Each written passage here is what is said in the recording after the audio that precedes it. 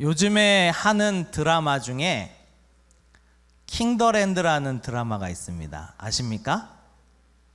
모르십니까? 역시 다들 홀리하셔서 드라마 같은 거는 뭐 눈 깜짝하지도 않고 보지도 않고. 흥행하는 이제 드라마들은요, 몇 가지 이 흥행하는 포인트가 있어요. 어떤 요소가 들어가면 드라마가 흥행할까요? 첫 번째, 악역이 있어야 돼요. 근데 보통 악역으로는 안 돼요. 아주 악독해야 돼. 그래가지고 아주 막 주인공을 막 삶아 먹으려고 그래야 돼. 그래야 드라마가 흥행을 합니다. 또 어떤 요소가 꼭 필요할까요? 신분 차이를 극복하는 러브가 필요합니다.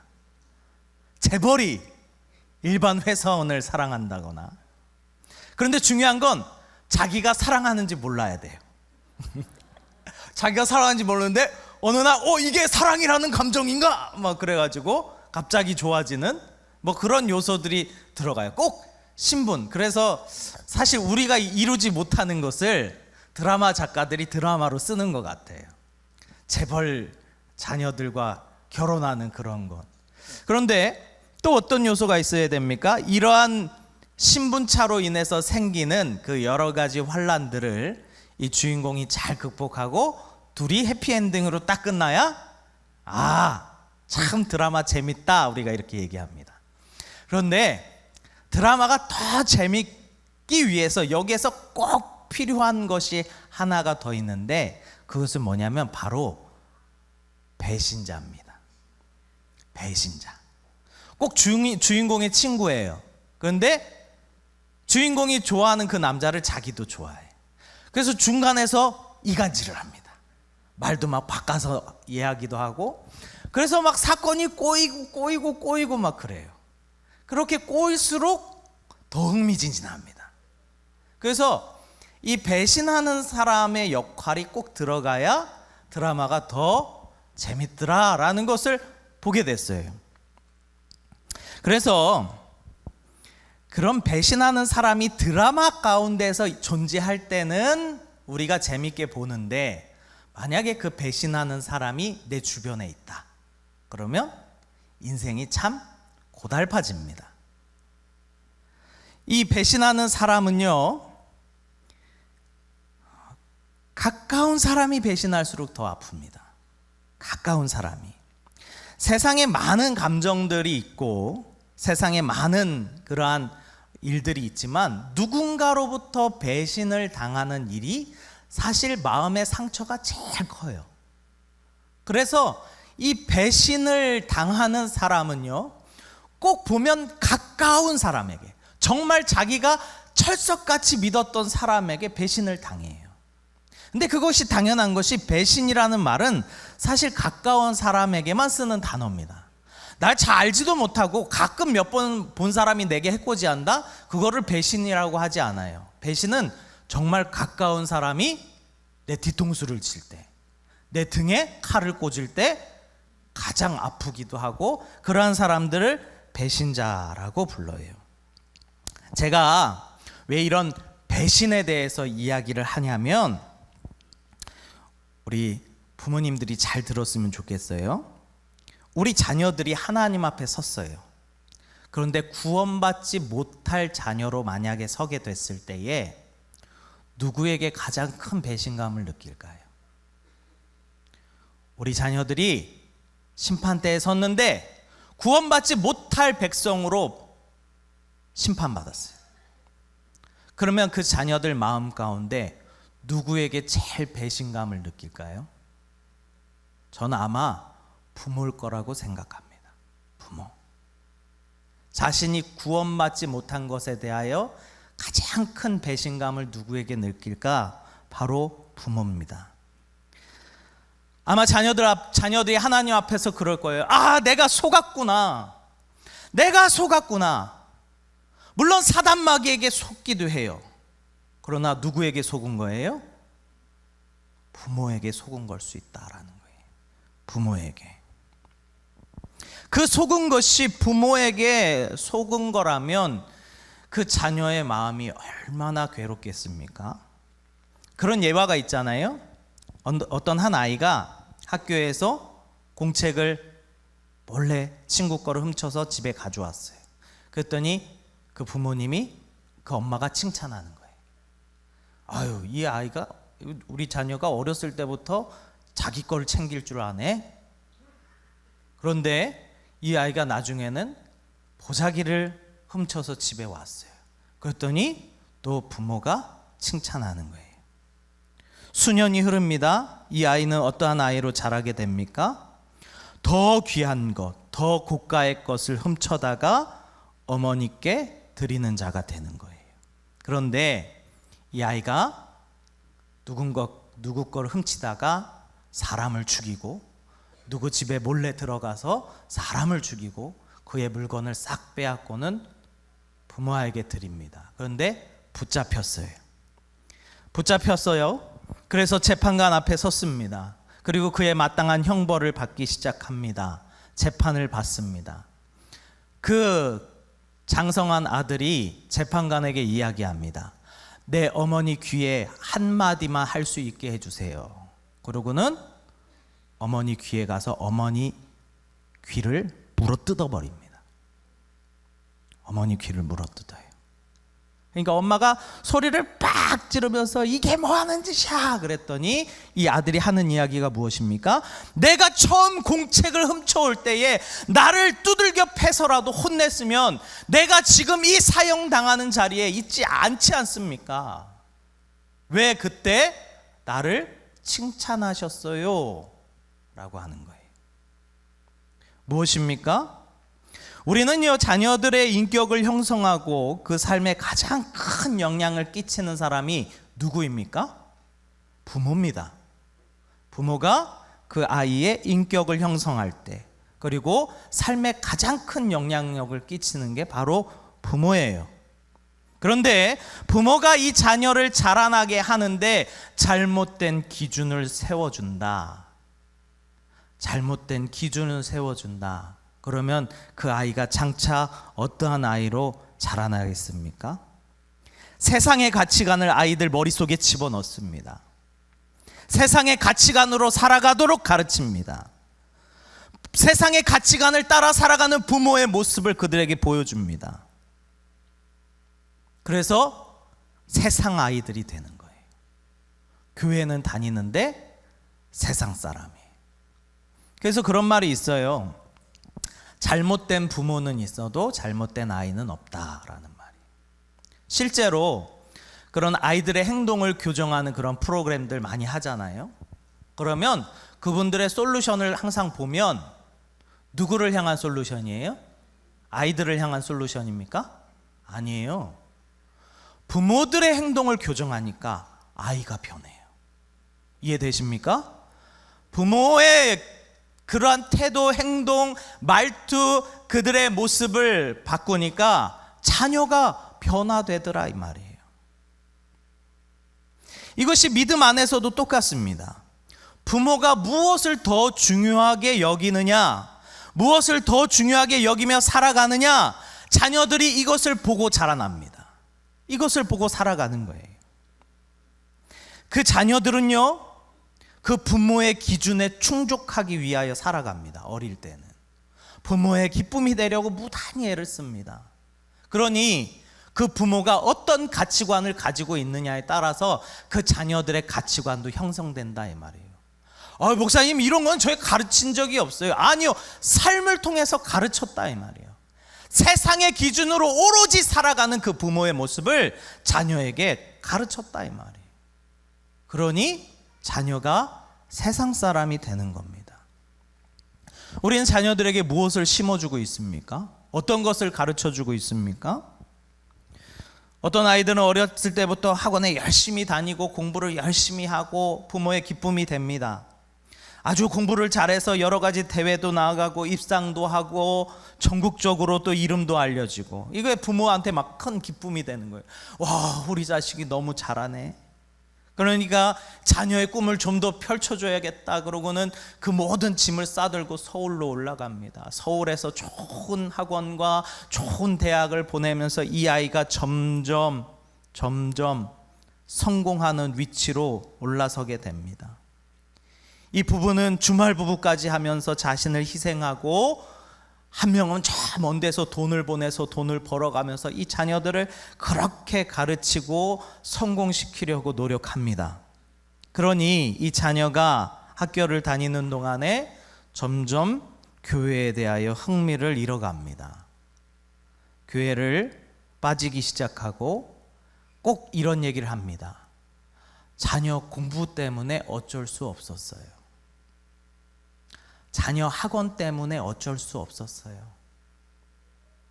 이 어쩔 수 없는 것이 그 자녀를 사망으로 몰아가는 걸 몰라요. 왜요? 부모도 똑같은 세상의 가치관을 가지고 살아가기 때문에 그래요.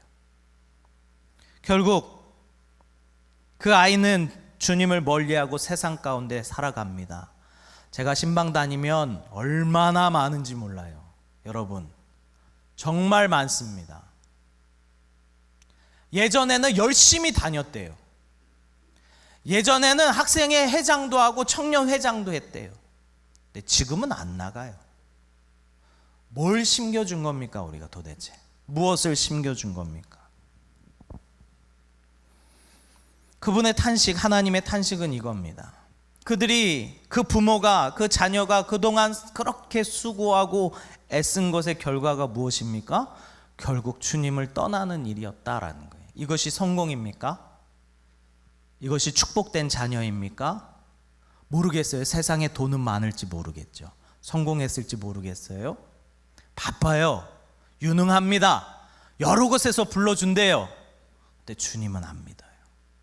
그럼 이게 무슨 소용이 있냐라는 거예요. 무슨 소용이 있는가? 오늘 본문 말씀을 보면 예수님께서요, 십자가를 끌고 골고다 언덕을 올라가셔요. 그런데 얼마나 채찍을 많이 받고 고통스럽게 그 몸에 힘이 다 빠졌는지 도대체 혼자 그 십자가를 짊어지고 갈 수가 없어요. 그랬더니 로마 병정이 옆에 있는 구레네 사람 시몬이라는 사람을 끌어다가 십자가를 지라 하고 올라갑니다. 그때 예수님이 조금의 여유가 생겼나 봐요. 그 고통 가운데서도 뒤에 예수님을 따르는 수없이 많은 여인들이 울며 예수님을 쫓아갑니다. 그랬더니 예수님이 그들을 딱 쳐다보시면서 하시는 말씀이 오늘 28절이에요. 우리 28절 같이 한번 읽어볼까요? 시작.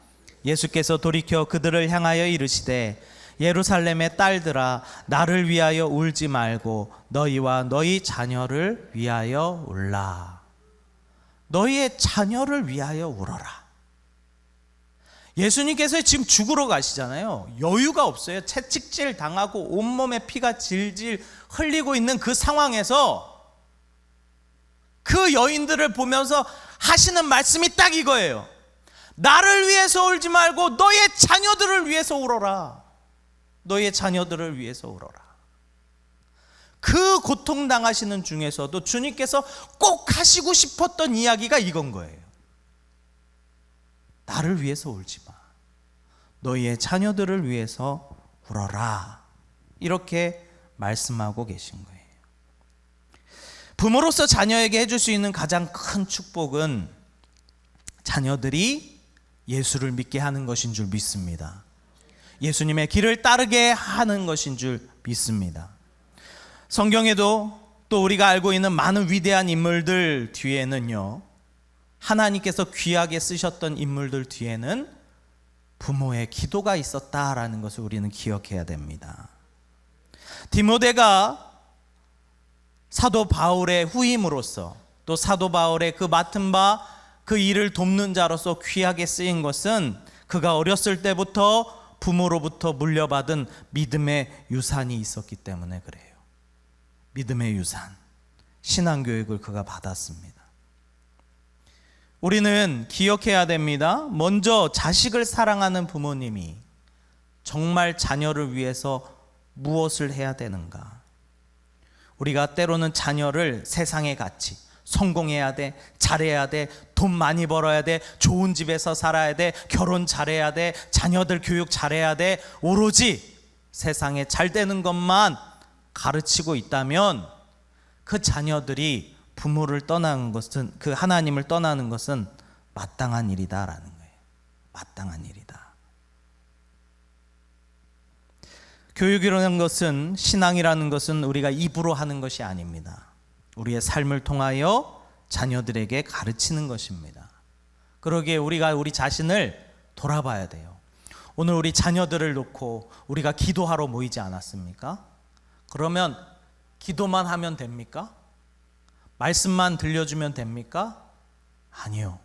삶을 통해서 보여줘야 된다 이 말이에요. 이런 분들, 제가 이거를 준비하면서 좀 찔리긴 했는데, 자녀들이 나랑 이야기를 안 한다.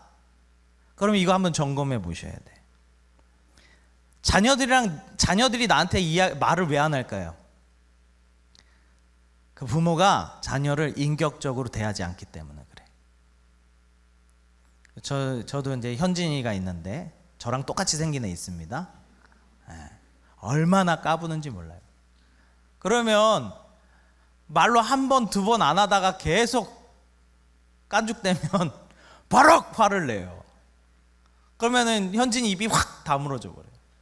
이렇게 해가지고 순대가 툭 튀어나옵니다. 저도 그게 잘못됐다는 걸 알아요. 좀 더 좋은 말로 부드럽게 할 수 있는데 승질이 개떡 같아가지고 바락 화를 냅니다. 지금은 아직 어리니까 그렇죠. 이제 그 제 큰딸 인주는요, 그렇게 한 번 하면 눈을 확 째려봅니다. 그리고는 말을 안 해요. 어제도 그랬어요. 그런데 또 와서 아빠 이렇게 아양 떠는데, 이제 제가 중학생 되고 고등학생 되면 문 쾅 닫고 들어가 버립니다. 왜 그럴까요? 저 아이를 인격적으로 대하지 않기 때문에 그래요. 하나님께서 내게 주신 또 다른 하나님의 선물, 인격이라는 것을 우리가 존중하지 않기 때문에 그렇습니다. 자녀들은 그렇게 생각할 겁니다. 아빠는 말이 안 통해. 그래서 말을 안 하는 거예요. 왜요? 우리가 부모라는 지위를 가지고 강압하는 거예요. 내 생각을 강압하는 거예요. 저 친구도 생각이 있거든요. 우리 자녀들도 생각이 있거든요. 아무리 어려도 생각이 있습니다. 그런데 다 무시하고 내 의견에 따라. 그러니까 말을 안 해버려요. 또 어떤 상황일 때 말을 안 하느냐? 아빠가 하는 말이 다 맞아. 그런데 화가 많아요. 그러면 말 안 합니다. 아무리 좋은 말이라도 거칠게 말하면 안 합니다. 우리는 자녀들과 많은 대화를 나눠야 됩니다. 신앙의 대화도 나눠야 됩니다. 우리가 어떻게 하나님을 믿고 살아가는지 가르치고 또 우리의 삶으로 보여줄 수 있어야 됩니다. 그런데 그게 삶으로 되지 않으면 아이와 우리 가운데는 반드시 단절이라는 게 생깁니다. 그러면요, 어떤 복음을 이야기해도 전달이 안 돼요. 전달이 안 돼요. 디모데후서 3장에 이런 말씀이 있습니다. 우리 3장 14절에서 17절인데요. 우리 같이 한번 읽어보겠습니다. 시작. 그러나 너는 배우고 확신한 일에 거하라. 너는 내가 누구에서 배운 것을 알며 또 어려서부터 성경을 알았나니 성경은 능히 너로 하여금 그리스도 예수 안에 있는 믿음으로 말미암아 구원에 이르는 지혜가 있게 하느니라. 모든 성경은 하나님의 감동으로 된 것으로 교훈과 책망과 바르게 함과 의로 교육하기에 유익하니 이는 하나님의 사랑으로 온전케 하며 모든 선한 일을 행할 능력을 갖추게 하려 함이라. 아멘. 우리가 자녀들에게 가르쳐야 되는 것, 보여줘야 되는 것은 이겁니다. 하나님의 말씀, 성경은 능히 믿는 사람으로 하여금 구원에 이르게 하는 지혜가 있는 줄 믿습니다. 그런데 부모가 자녀에게 성경을 못 가르쳐요. 엄마한테 물어보면 모른대. 엄마, 요셉이 누군지 알아? 아빠한테 물어봐. 아빠는 엄마한테 물어봐. 보세요. 성경은요, 사람으로 하여금 구원에 이를 수 있는 그 길을 열어주는 책이에요. 그런데 부모가 자녀를 못 가르쳐요. 왜 그렇습니까? 나도 안 보니까 못 가르쳐요. 아이들은 주일학교에서 말씀 듣고 너무 신기하고 궁금하여서 집에 와서 부모에게 계속 물어봅니다. 근데 부모는 안 보니까 못 가르쳐요. 그럼 아이들이 어떤 생각이 들까요? 왜 엄마는 그렇게 열심히 믿으라 그러면서 몰라? 이렇게 되는 거예요. 적어도 우리가 세상의 지식은 가르칠 수 없다 하더라도 하나님의 말씀을 우리가 1, 2년 들었습니까? 10년, 20년, 30년, 40년 듣잖아요. 그런데 못 가르친다 이 말이에요. 왜 그럴까? 하나님 모든 성경은 하나님의 감동으로 되온 것으로 보세요. 교훈과 책망과 바르게 함과 의로 교육하기에 유익하다 이렇게 이야기합니다. 또 이는 하나님의 사람으로 온전하게 하며 모든 선한 일을 행할 능력을 갖추게 한다 이렇게 말해요. 성경은 아이를 성공시키는 책이 아니에요.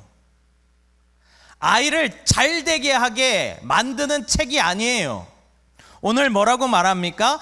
하나님의 사람으로 온전히 세워질 수 있도록, 선한 일을 할 수 있는 능력을 갖출 수 있도록, 구원에 이를 수 있도록 하는 책이 성경이다 이 말이에요.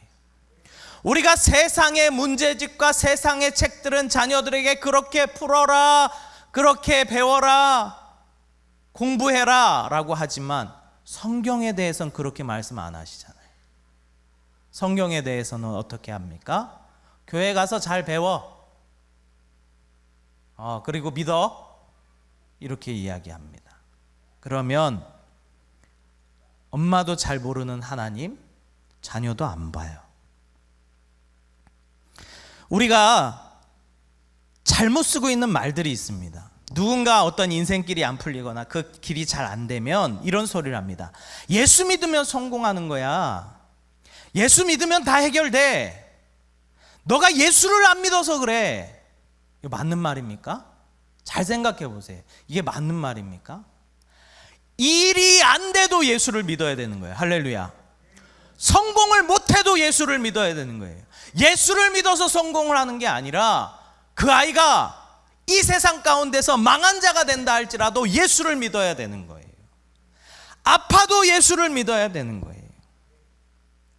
어려움이 와도 예수를 믿어야 되는 거예요. 그런데 왜 그런 모든 것들이 몰려올 때 하나님을 원망하느냐 이 말이에요. 그 하나님 원망하는 것을 자녀들이 본다 이 말이에요. 그리고 자녀들이 어떻게 생각합니까? 예수 믿고 저렇게 힘들 바에 나 예수 안 믿어. 우리 엄마가 맨날 원망하거든요. 내가 아픈 것이, 내가 성공하지 못한 것이, 내가 무언가 어려움을 당하는 것이 하나님 때문입니까? 근데 하나님이 나를 안 지켜줬다 이거예요. 내가 예수를 믿어주니까 하나님은 나를 지키셔야 됩니까? 이거 아주 이상한 복음인 거예요. 근데 우리가 이러한 모습을 계속 자녀들에게 가르칩니다. 가르쳐요. 우리가 잘 알아야 되는 것이 자녀들은요, 이 유아기 때에는 부모의 믿음 때문에 교회를 나와요. 그러나 이제 사춘기가 딱 지나면요, 자신의 하나님을 만나야 될 때가 와요. 분명히. 그래서 중고등부 때 신앙생활 하기가 제일 어려운 거예요. 왜냐하면 자기 이제 자아가 생기고 자기 나름대로 판단이 생겨요.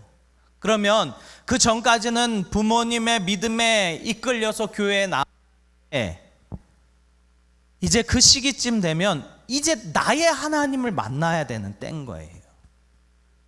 그렇기 때문에 그때에는 항상 반드시 과도기가 옵니다.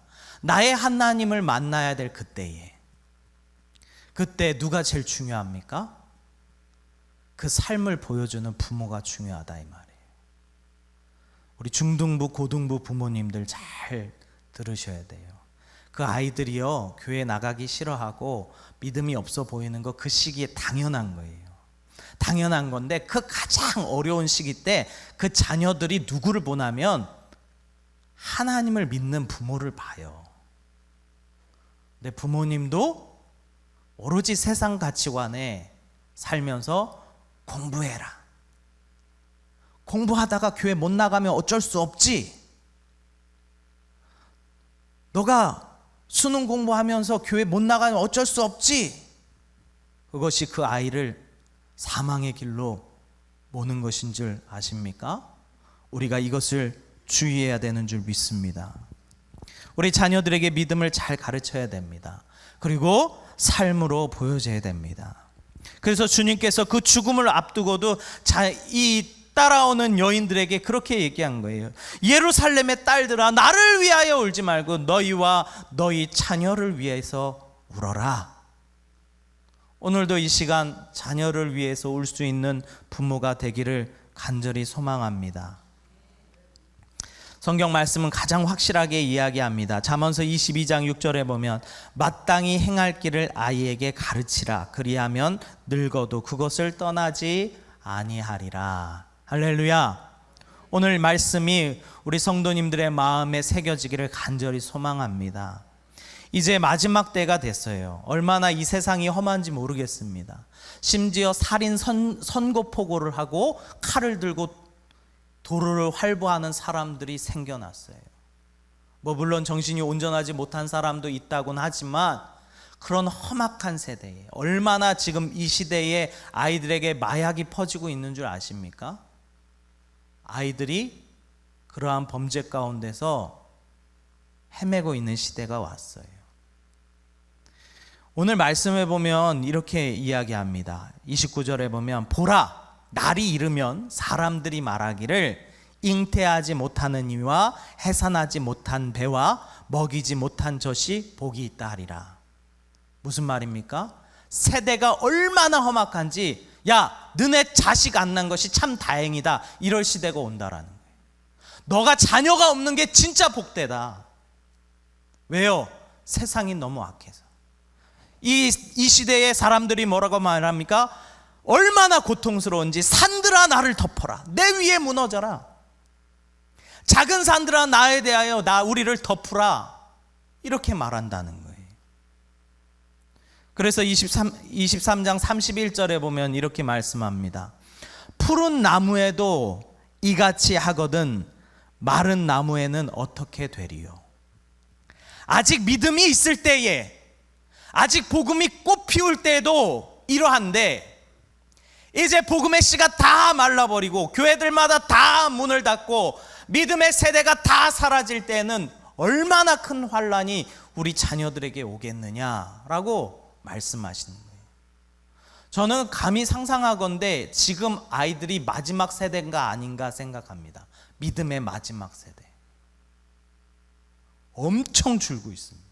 없어요. 저희 교회 한 500명 모이는데 유치부, 주일학교 10명 이럽니다.